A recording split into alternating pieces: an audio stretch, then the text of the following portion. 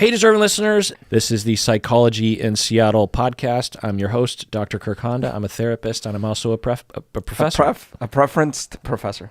My name is Humberto Castañeda, and I make computer links. 2023 is where we have arrived. To list some random political controversies from 2023, of which there were so many, there were seemingly ever increasing, but just a couple of the main ones that I want to highlight. There were rumors that he was secretly talking with Vladimir Putin. They're just rumors. There's always rumors. Who knows? But he did then post on Twitter a peace plan, quote unquote, that involved Ukraine giving up Crimea. So was he talking with Putin? Is this him, as you were talking in the last chapter about his turn on Ukraine because of his turn towards the far right? I don't know. Can I imagine him reaching out to Vladimir Putin, even if it was to try to get him to stop doing what he's doing? Yeah, because after looking at a lot of the data, he seems to be emailing people all day long, like recreationally. Another thing we can say about 2023 is he voiced support for Gaza, and he also suspended pro-Gaza Twitter accounts that seemed anti-Semitic, that were encouraging genocide of Jewish people. He also tweeted anti-Semitic statements and has more recently, more on that later. Also, backlash, more on that later. He talks about Disney pulling out and he says, go fuck yourself. We're going to go over, we're going to watch that video. It's a whole thing. Yeah. Also, Grimes and Elon had their third child. Techno Mechanicus is the name. And they both said that their relationship was on and off over time. Later, there would be a legal battle between them for custody of at least one of their children. And I looked into the data, of which there's a lot, but also a lot of rumor and speculation. Looks like at one point he was refusing to give Grimes access to one of the children that they had together, which on paper is a big yikes. Then reporters were saying that Elon and Grimes had a surrogate carry that child, and before the birth, Grimes left Elon, or they broke up, and the baby was born. So was it that Elon just happened to be closer to the surrogate, or... Man, what a mess. I don't know.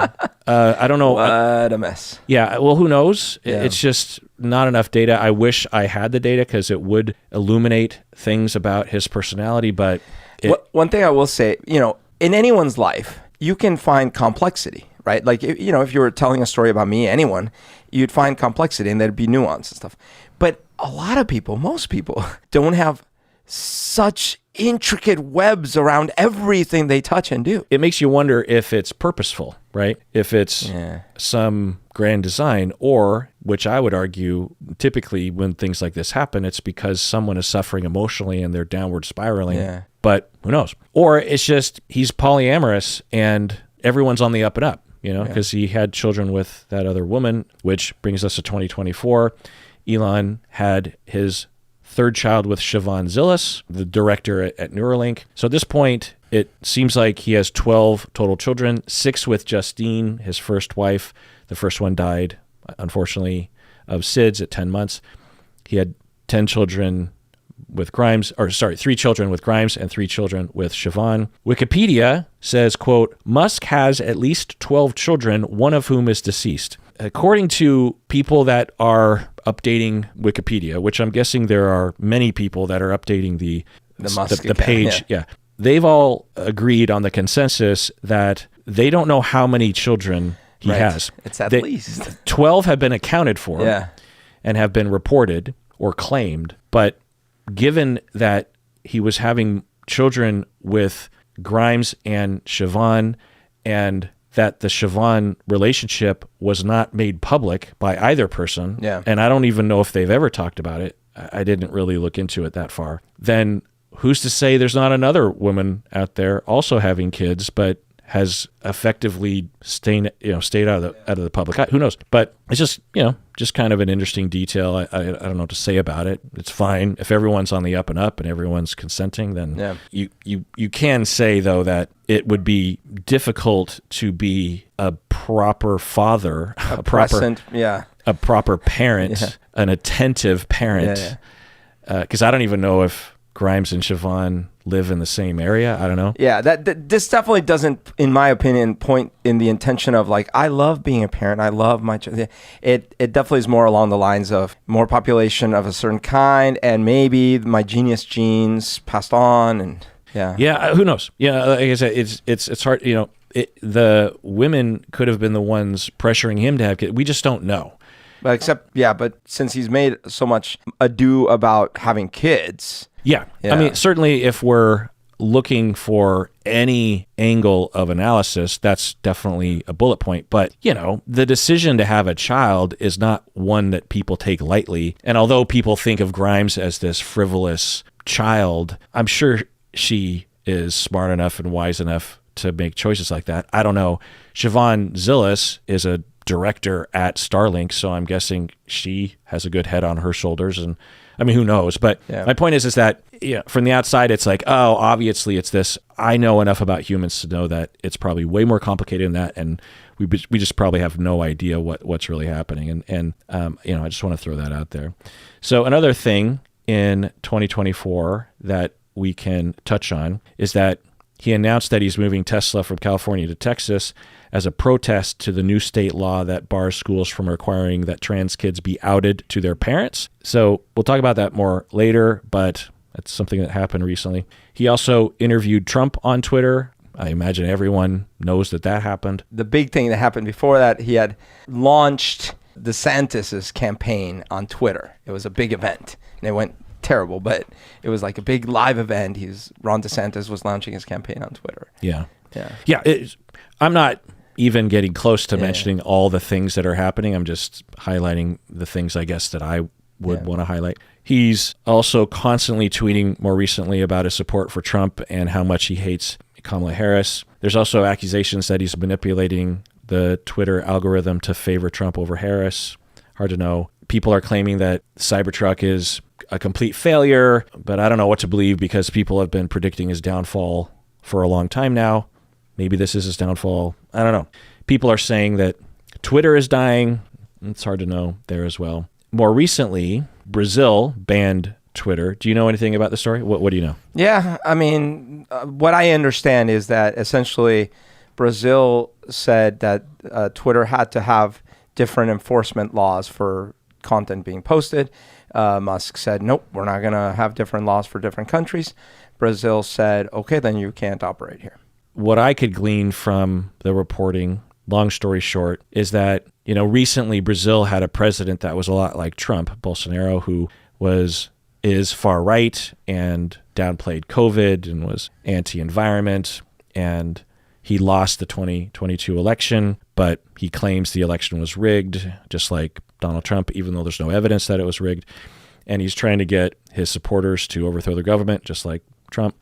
And on Twitter, there were accounts that were spreading Bolsonaro's lies and also calling for riots and coups and overthrowing and violence. And the Brazilian government is like, we can't have those accounts calling for overthrowing the government and harming people and spreading lies that's going to affect people. Elon would say that, you know, free speech. I think he would also say, because I don't know if he said this, but you know, I've seen a lot of interviews with him where he's talking more rationally, that he would say that, yeah, it looks like these people are spreading lies, but it's important for people to engage with that and to, you know, refute that. I don't want to spread lies either, but I want people to have the conversation. I think that's what he would say. And he specifically said that he's not going to have different laws in different countries. Okay. Yeah, which goes to this thing where earlier with the Russia thing was a similar theme, right? It was like, well,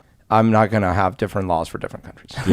Yeah. And when I started looking into it, it's a lot more complicated than the simplistic anti-Elon headline of Elon wants a right-wing dictator to take over Brazil. Maybe he does, but when I read all the accounts and the complications, it looks like he, at the very least, should comply with the general rule, because he does this even in the United States for Twitter, that when there is a problematic account, he will ban them. Accounts that you and I would want to be banned. Sometimes, yeah.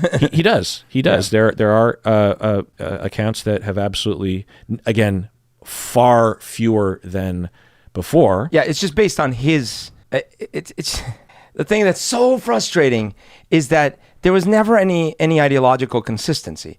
It wasn't no one should ban things. It's I get to decide. That's the thing that irks me. By the way, I think that the Brazil thing is working out the way it should. A private company is deciding how it wants its rules to operate as long as it's not breaking its own laws, right, in its own country of operation. And then a foreign country is saying, okay, well, that doesn't work here, so you're not allowed to operate. So far, so good. Yeah. Where the ships leave my shore as soon as either Musk starts whining about that outcome or someone starts demanding that this private company has to honor the Brazilian thing. Now, me personally, I don't use Twitter. I don't like Twitter. I don't like him. I don't think anyone should use Twitter. And I think it's ridiculous that they wouldn't ban some of those accounts, whatever, right? But they're a private company. And in this country, it's not illegal for them to say no to the Brazil demands. So fine. And it's totally fine for Brazil to say, okay, well, you're not operating here. Right. Yeah. Yeah. This is not my area, so that sounds like a viable argument to me. So as of today, which is September 3rd, we should mention, because I've been wanting to do this actually to tell people what day it is, because undoubtedly shit's going to go down with Elon between today and the time that this is posted. And people are going to wonder, why aren't you talking about the fact that he burned down the Capitol, or I don't know whatever crazy and so I just say it's September 3rd right now, but as of today, there's essentially still a standoff between Brazil and Twitter, and everyone's watching to see what happens. So, and there are hundreds of stories like the ones I'm telling you right now. It's just mind-blowing just how often he's in the news. I think obviously some of the time it's just him trying to be in the news, but I think other times it's just because he's involved in a lot of things. So let's take a break, Berto. When we get back, we're going to finally arrive at the analysis section. So let's take a break. What do you say? Let's do it. All right, we're back from the break. So we have completed the timeline.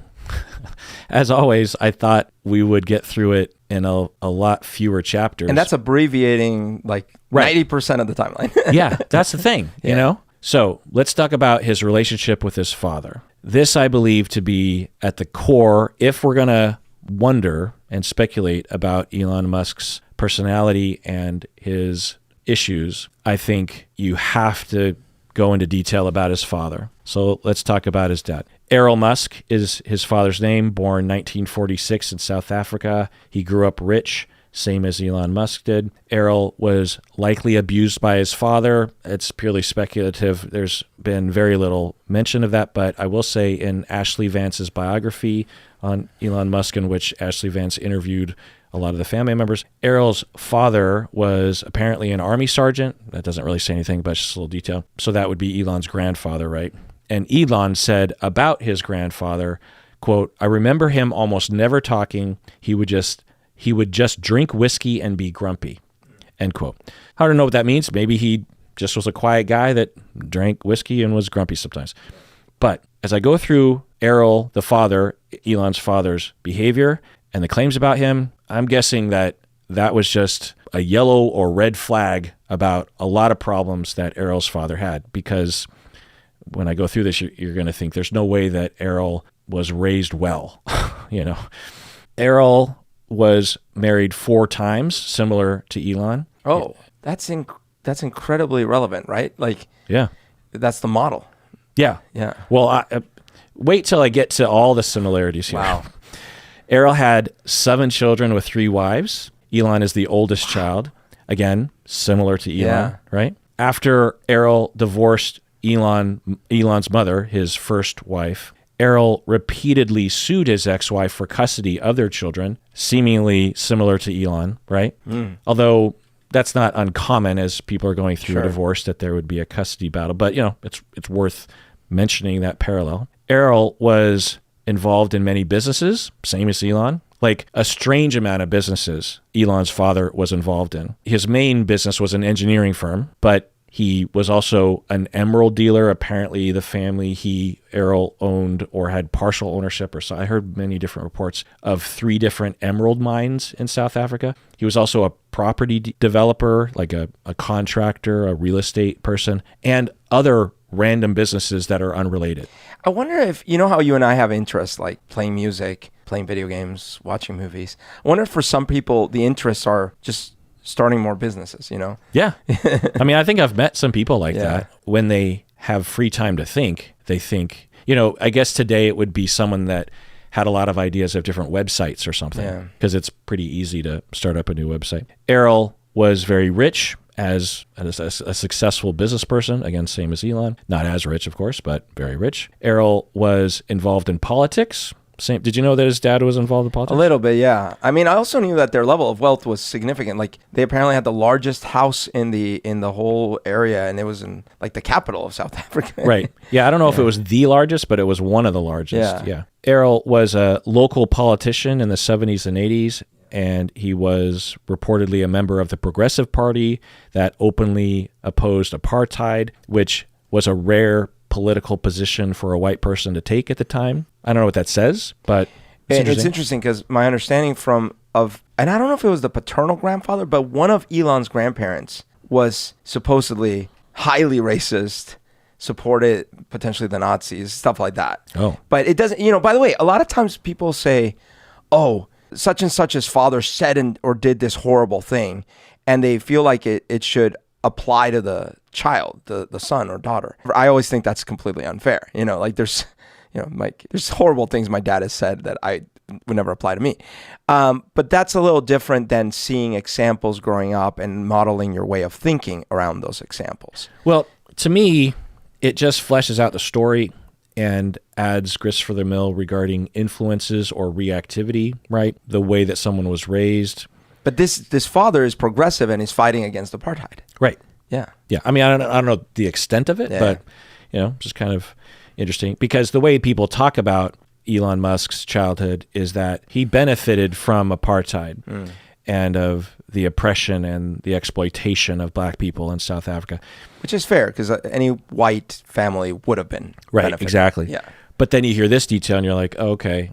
And, you know, I don't know. That's as far as I know in terms of the depth of the details. But moving on. So getting into the traumas, Errol beat his wife, Elon's mother. So let's listen to an interview with Elon's mother talking about this. The dynamic was actually quite different behind the scenes. By the way, this video is on Sunny V2 YouTube channel.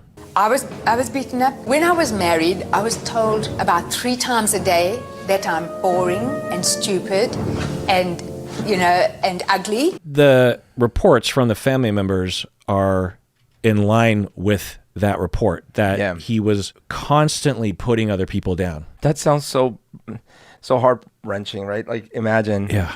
Not only, it's like the beating part is just taken for granted. It's like, yeah, no, of course I was beaten, but I also was repeatedly called stupid and ugly, and like, wow. That's extreme. You know, it's one thing for an abusive parent or partner to put you down when they're upset or when they're throwing a tantrum or when there's conflict. The way that Elon and May, the mother, talk about it, it was constant. It was just every day, all the time. She says he would call her boring, stupid, and ugly. The theme for Elon Musk is that Errol would call Elon an idiot all the time. So you could see how that would give someone a complex about how smart they are, right? And he's been known to call people idiots on live Twitter streams and things like that. Right. Yeah. And the reports from his first wife, Justine, who's one of the rare individuals who has actually disclosed what it would be like to be in an intimate relationship with Elon, has said similar things. Yeah. Not as bad, which is notable, but... Yeah, it definitely seems like, based on those reports, that he's a toned-down version of the abuse he received. Yeah, a greatly toned-down version, really. But anyway, moving on. May wrote a book, and in her book, she wrote that during their divorce, Errol and May, when they got divorced, Elon would be about 9 years old at this time, that she wrote that during their divorce, she had to hide at a neighbor's house after Errol showed up with a knife looking for her. Oh my God. When you read that sentence, you're just like, okay, but just imagine that, right? So my child is going to be 9 soon, 8.5. And I'm picturing the horror, the mental, incomprehensive, and horrific situation of this child. Like, I come home with a knife looking for her mom. Yeah. And she's like, what is this world that I'm in? Right. So along those lines, I'm glad you're bringing this up. The mind screw and the trauma of seeing that, if you've never been through it or you're not a clinician, you might think, well, yeah, that can't be pleasant to watch your parents being violent with each other, but they're not being violent with you. So you could just lock yourself in the bedroom and move on with your life. And they're young, they'll forget. Right. Yeah. But it can be one of the most traumatic things you can go through. And let me lay out why. It might be hard to remember this, but when we are children, even for 9-year-olds, we have no idea how the world works. We have no confidence in navigating the world on our own. We're also arguably instinctually very dependent emotionally and practically on our parents. We also have instincts when we are scared to run toward our caregivers, our attachment figures. We also have an instinct to run away from the monster. So if we think about during our evolution, or we look at other primates or even other mammals that will rear their young, you have a predator that comes out of the bushes and the little primate runs to the mother, right? Right. So the instinct is run away from the monster and run toward the caregiver. Parent, right. Right. So what happens though if the monster is the same as the caregiver? Oh my God, what a short circuit. Right. My God. Short circuit's a good term. Yeah. And it's not a decision that children have, right? It's an instinct. You don't have a choice about it. You can't say to yourself, well, intellectually, the monster and the caregiver are the same person, so I just need to say that this is an impossible situation for me. No. Children are completely operating on instinct and impulse and urge and emotion. There's no thinking about it. So when they see their father being verbally abusive, but also physically abusive, potentially trying to kill your mom, you as a child, you have the instinct to run toward your father and away from your father. Your father is the monster and the attachment figure. So you short circuit and you neurologically, especially with repetitive events like this, you have what we call disorganized attachment in all likelihood later, where you paradoxically are terrified of getting close to people, like utterly terrified. Oof. Like there's anxiety and fear and nervousness, and then there's this kind of fear. This kind of fear is the kind of fear you really only feel like pre-3 years old. Yeah. And if we're raised well enough, we will never feel that fear, that type of fear ever again. But these people, they fear it frequently, especially as they get close to someone or if someone is coming close to them. Jeez. So they feel that fear, but at the same time, of course, they've never had that secure attachment. So like a very young child, similarly, you and I don't feel that kind of desperation to be close because we got enough attunement as a child. And we've talked about the traumas that you've been through. Right. And even though you went through literally your mom abandoned you, you still did not have the level of trauma that resulted in you having a constant need of a 18-month-old child to run. Just think about the way an 18-month-old child is so dependent on their caregivers. Yeah. It's intense how much they want to be close and how much attention they need. And when they're 18 months, hopefully we recognize that as normal, right? In my case, just luckily, obviously it did manifest into a whole bunch of trauma and everything. But it's interesting why I have this thing, I've talked about it before. I love scratchies. Scratchies are these very, very light touch that to a lot of people would drive them nuts. Like, stop, what are you doing? Like, because I like ticklish? Tickles, it barely touches, with the nails, Because when I was little and my mom had left, my aunt would do that. She would do it on my back. And my aunt was my mom replacement at that point. It signifies everything to me.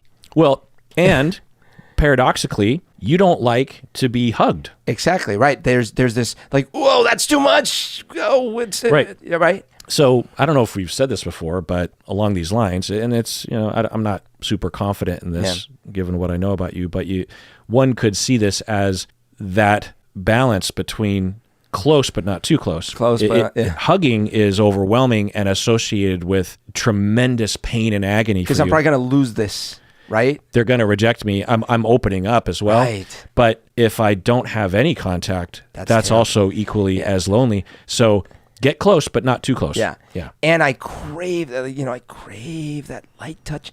Like if I could wave a magic wand, literally someone, in this case, let's say my wife, would be next to me all day long. And you can interview her and she would say like, oh, he's not exaggerating. If I could do it while he's sleeping, even when he's asleep. Right. It's still, the same way that an infant or a toddler wants that. And when they're like that, you don't question it. Yeah. The toddler, the infant wants that attention all the time. So it's just lucky that in my case, it didn't ultimately end up in a super destructive outlet. Like, the saving element is that your dad was there. And my aunt and my grandparents and the rest of my family. Yes. Right. So,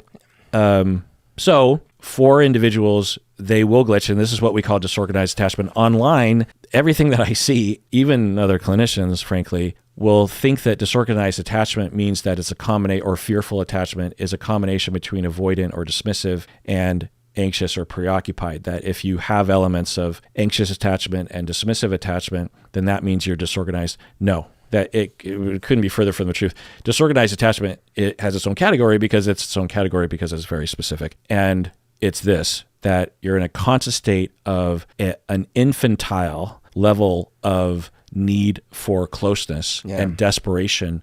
And it's, for us, when we want to be close to someone, it's, an intimacy, an adult intimacy. Children, 12-month-old, 24-month-old children, they're not looking for like intimacy. They're terrified. Yeah.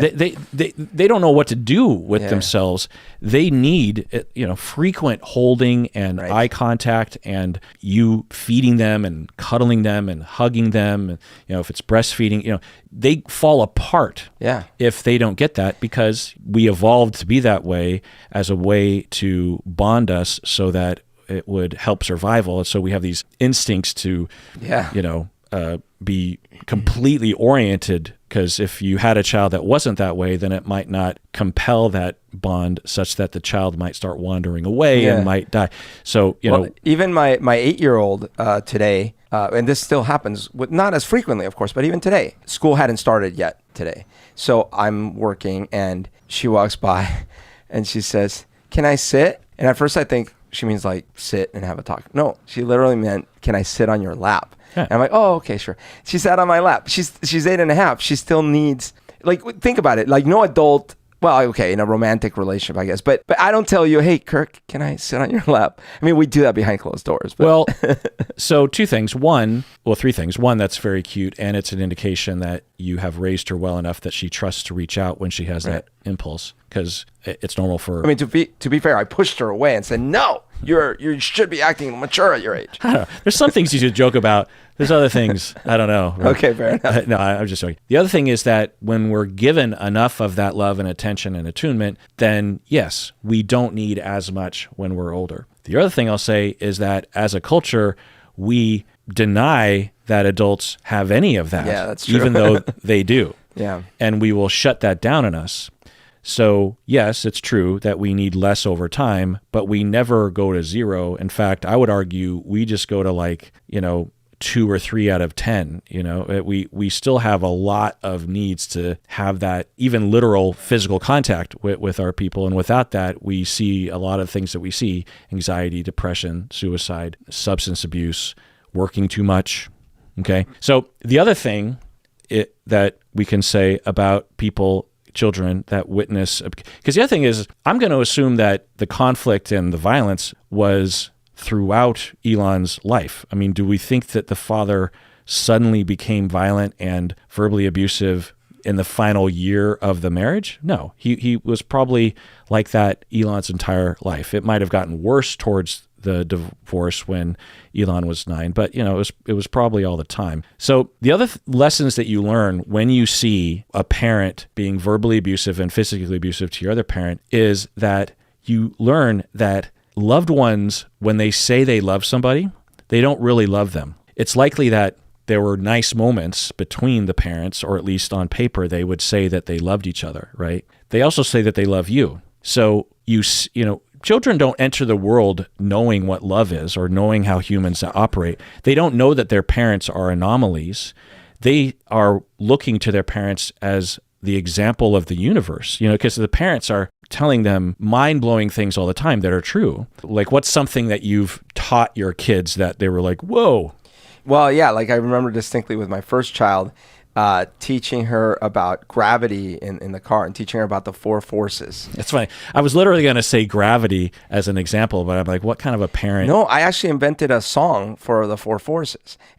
4 forces are in nature. There's gravity that pulls things down, down, down, down, down. There's electromagnetism, which causes electricity. There's the strong nuclear force that holds atoms together. There's the weak nuclear force that makes everything better. 4 forces are in nature. I taught her this song, and I explained about when you let something go, and then I even talked about how in a vacuum, I'm sure most of this went over her head, but I was trying to explain this to her, and I remember her being like, "Oh, that's crazy." Yeah. Again, very cute. I love that. And that's something formal that you're teaching, but you're also literally teaching them the English language. Right. You're teaching them how to talk. You're teaching them how to walk. You're teaching them how to eat with a fork. You're teaching them how to sit. You're teaching them, the kids are also watching you talk on the phone, or you're a marvel to them. You're magical. They see you as a god. When they see, as an example, oh, so this is what love looks like. Love and closeness and relationships are not really love and good and accepting and safe. Love and attachment is at times horrific. And my parents, when they say they love each other, this is what it also, I'm next. And they can't really love me because they're saying they love. That's why it's really important that when you have marital conflict, that you manage the lessons that are, even if you're going through a divorce, that you help frame it and you show that you can love each other even though you're breaking up. You can model that. It can be hard, especially if your partner isn't playing along with that, but it's important. So you're learning all these things and you're terrified, and you have no foundation for feeling safe in the world. So much of our every second safety as a child depends on feeling like your parents got you. That if you fall, they will be there. Right. If someone attacks you, they will save you. If you're sad, they will be there. If you're happy, they'll be there too. If you need something, if you need food, if you need shelter, if you need safety, if you need fun, if you need a pencil, they know how to get it for you. Yeah. To watch not only a parent be violent and scary and the monster, but also you're witnessing your other parent get victimized. To see your other parent be thrown around like that, you are demoting both parents, because both parents are now flawed. One looks weak and the other one looks like a monster. Yeah. And so that's so brutal to be that your reality. Yeah. Now there are variations on the lessons learned specifically, but generally speaking, it's like this. And so the child has zero foundation to stand on. So every day they wake up and they're like, not only am I on my own, which is an absolute terror for children, but also there's a monster that lives with me. And I love both of them. Yeah. I love my dad. I love my mom. And I'm watching them harm each other. It's one thing if outside world is harming. Right. Then you can at least say, well, but my parents still love each other. They treat each other with love and respect, and they love me. We have each other. It's another thing when the harm is coming from inside the house. Yeah. And you also are instinctually absorbing and mimicking everything that they do. So you don't have a choice in that. You're just going to start internalizing these behaviors, and it is a very large mind screw. You know, it occurs to me, I had talked about before in the podcast about the times when I was little that I got in trouble. And there were distinct times because I actually didn't get in trouble. But there were these distinct times where I got in trouble. And they all had to do with me lying to my dad about things that I didn't need to lie about because I hadn't even done anything really wrong. But we had theorized about why I was scared about my dad's reaction. Because he didn't beat me. He didn't verbally abuse me. Why was I scared? One of the theories we had talked about was, well, I might have been afraid of getting abandoned again by a loving figure. Right. Makes a lot of sense. Yeah. But there's something else that might have been at play. That when I was 2, from 0 to 2.5, I guess, before my parents split, their relationship was horrible and there was yelling and reportedly physical abuse and stuff. I don't know all the details, but I know that it was horrible. And in fact, think about this. Some of my youngest, earliest memories are of hearing these muffled screams from across the wall. That's what I remember that. That must have been 2 or something. Or in the womb. I don't know.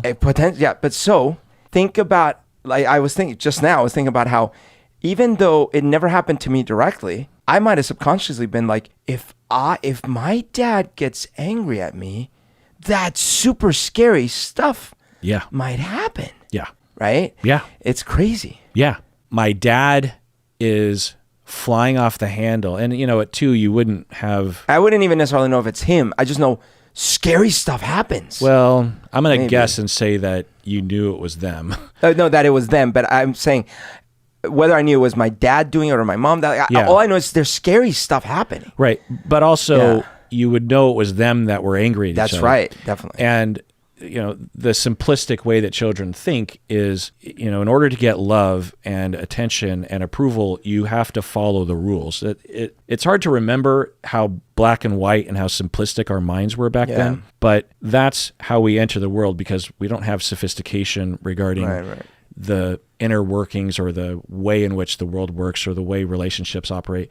And we're being constantly reminded on a second by second basis, do this, don't do that, do this, don't do that. Do this, if not, you don't get this, do that. Right. You don't get this because you did that. Yes. Right. So as a child, when you see a parent being angry, one of the rule monitors is yelling at another person, that other person must have broken the rules. Right. And oh, interesting. Right. Yeah. And so if I follow the rules, then that won't happen to me. Oh, right. So if I'm coming home with something that is sort of maybe not something I could discuss with my dad, even though a rational conversation would have been, but I probably could just explain it to him.